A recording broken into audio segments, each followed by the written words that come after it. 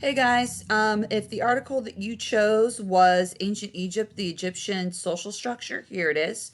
I'm going to go ahead and read this article to you. It's not very long. We've got a graphic here, another long graphic. So this is a pretty short article. And then I will flip over and read to you the questions from the Google form. I just want to flip through here, make sure everything appears so that we're good to go. Yep. Okay. All right. So let's flip back and read this article. Here we go. Ancient Egypt, the Egyptian social structure. Ancient Egyptian civilization lasted for several thousand years. It spanned from 3000 BC until 30 BC, when Egypt was taken over by the Roman Empire. Ancient Egypt was a rich and powerful country. The sands of the Nile River Valley hold many clues about this mysterious and artistic ancient civilization. Egyptian society was like a pyramid. At the top were the gods, such as Ra, Osiris, and Isis. Egyptians believed that the gods controlled the universe, so it was important to keep them happy.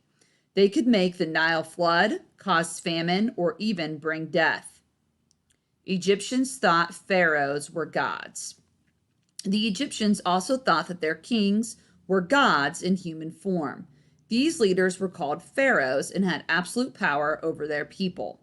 After pharaohs died, huge stone pyramids were built as their tombs. Pharaohs were buried in chambers within the pyramids. Because the people of Egypt believed their pharaohs were gods, they gave them many responsibilities. Protection was at the top of the list. The pharaoh was in charge of the army, and the pharaoh had to approve all laws. Each farmer paid taxes in the form of grain, which was stored in the pharaoh's warehouses. This grain was used to feed the people in the event of a famine. No one could manage all these duties without help. The pharaoh appointed a chief minister called a vizier. The vizier made sure that taxes were collected. I think it might be vizier, if I remember correctly from teaching this previously. Vizier. Okay, so here we have the pyramid shows the levels of power. So you've got the pharaoh, officials, nobles, and priests, soldiers, scribes, merchant, craftsmen, farmers, and slaves. All right, here we go. Scribes and viziers. Scribes worked with the vizier and kept government records. Scribes were important government workers because they had a rare skill in Egypt. They could read and write. Right below the pharaoh were powerful nobles and priests. Only nobles could hold government posts. Priests were responsible for pleasing the gods. Gifts to gods made nobles rich.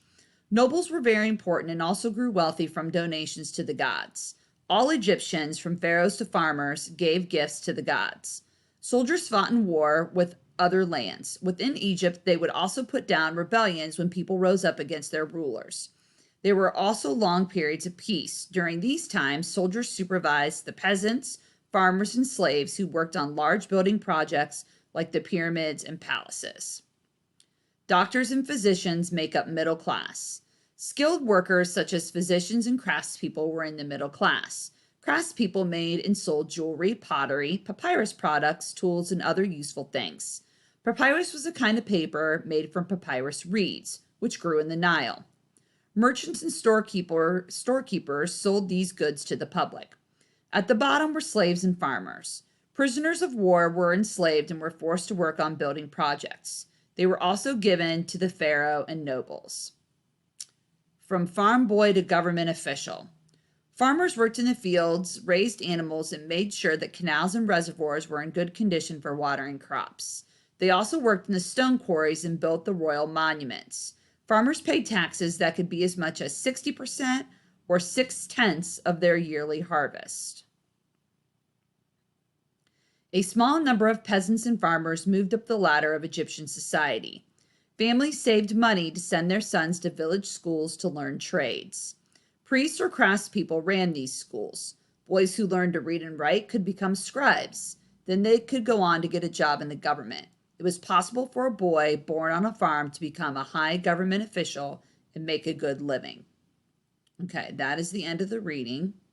So we will flip over to the questions. All right, so you got your Google form, name, core. Here we go. We're going to read this summary, and then right here in the blank, they're going to want you to choose a sentence to add in there. Read the summary below. Ancient Egypt was a rich and powerful country. Because the people believed their pharaohs were gods, they gave them many responsibilities. Boys who learned to read and write could become scribes.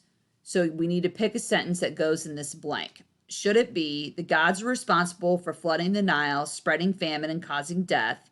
Nobles and priests paid more than half of their money as a tax to their pharaoh. A small number of peasants and farmers moved up the ladder of Egyptian society, or prisoners of war could later become farmers and worked on building projects.